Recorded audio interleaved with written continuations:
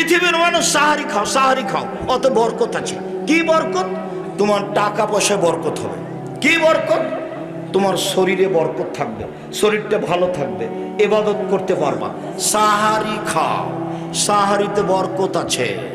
আল্লাহ রাসূল বলছেন, ফাসলু মা বাইনা সিয়ামিনা ওয়া সিয়ামি আহলিল কিতাবে উকলাতু সাহারে।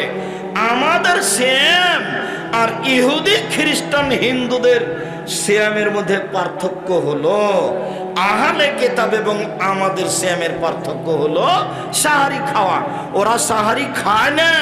পৃথিবীর মানুষ তোমরা সাহারি খাও, সাহারি না খেলেও সিয়াম হবে, এক ঢোক পানি হলেও খেতে হবে, এটাই ঠিক।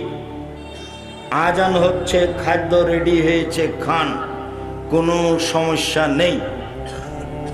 আজান চলছে, আজান হয়ে গেছে, খাদ্য সামনে আছে, খান, তৃপ্তি সহকারে খান, কোনো সমস্যা নেই।